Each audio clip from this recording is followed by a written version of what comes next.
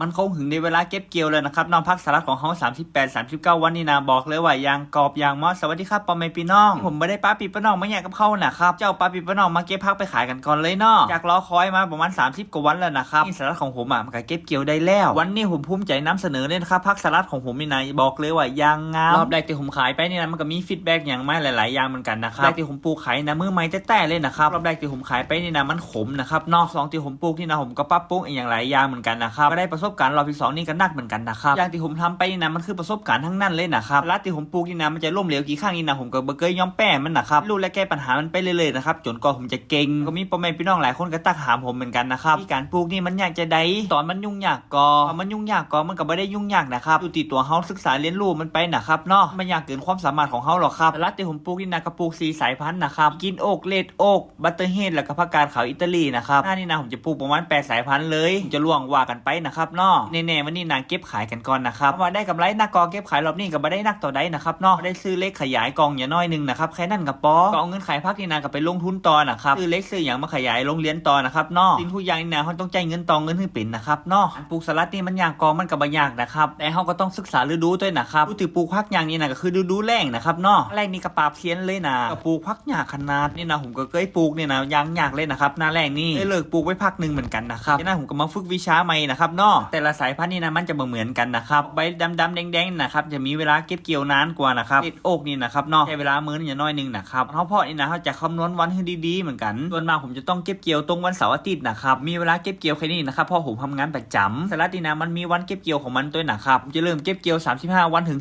40วันขึ้นไปนะครับหลังจาก40วันไปนะผักของเขามันจะเริ่มแก่มันก็แล้วแต่สายพันธุ์ด้วยนะครับสลัดฟิลเล่นี่นะมันจะใช้เวลาเก็บมื้อน้อยนึงนะครับ55วันขึ้นไปจะมาบอกวิธีการปลูกสลัดแบบบักกักแบบละเอียดเลยนะครับอย่างแรกนี่นะเขาก็ไปหาอุปกรณ์มากันก่อนนะครับมีชุดทดลองปลูกขายอยู่นะครับเนาะซื้อเลยนะครับแอปดำแอปส้มได้หมดนะครับได้เมล็ดมาเรียบร้อยแล้วกล่องและทิชชู่มานะครับเนาะกล่องขาวๆน้อยๆนะครับเนาะหรือว่าอัพนะครับเนาะจะเลี้ยงเมล็ดลงไปเลยนะครับใส่ตู้เย็นไว้1คืน1วันนั่นผมจะเอามาไว้ตั้งนอกนะครับอีก1วันนะครับที่หากสลัดเนี่ยนะมันก็จะออกนะครับจากนั้นก็เปิดน้ำใส่ฟองน้ำตีให้น้ำเข้าฟองน้ำให้มันจนอิ่มเลยนะครับที่นี่เขาก็เอาเมล็ดของเขาที่มันมีหากครับย่อนลงไปในหัวฟองน้ำเลยหลังจากนั้นผมจะไปร้อยน้ำเปล่าไว้7วันนะครับที่นี่ผมจะมาร้อยน้ำปุ๋ยต่ออีก7วันนะครับรวมทั้งหมดเป็น14วันมาร้อยน้ำปุ๋ยนะใส่ปุ๋ยจะได้เหมือนกอครับจะใส่ปุ๋ย3 cc ต่อน้ำ1ลิตรนะครับมากนี้นะผมจะร้อยกองโฟมนะครับนอกกองโฟมมีหากของสลัดของเขามันจะยาวนะครับจากครบ14วันเรียบร้อยแล้วที่จะเอาสลัดลงไปในกองปลูกนี่นะผมจะพักหน้าไว้ประมาณสัก2วันนะครับให้เบอร์มีที่ค่าวันหน้ามีนาผมแนะนำให้พักหน้าไว้ประมาณสัก2วันเลยหลังจากพักน้ำเสร็จเรียบร้อย2วันนะครับนี่เขาจะมาใส่ปุ๋ย AB เลยนะครับที่หัวจะได้ว่าใส่ปุ๋ยแบบได้เหมือนกอครับปุ๋ย3 cc ต่อน้ำ1ลิตรนะครับ A ปุ๋ย B นี่นะผมจะใส่ปริมาณเท่ากันเลยนะครับ A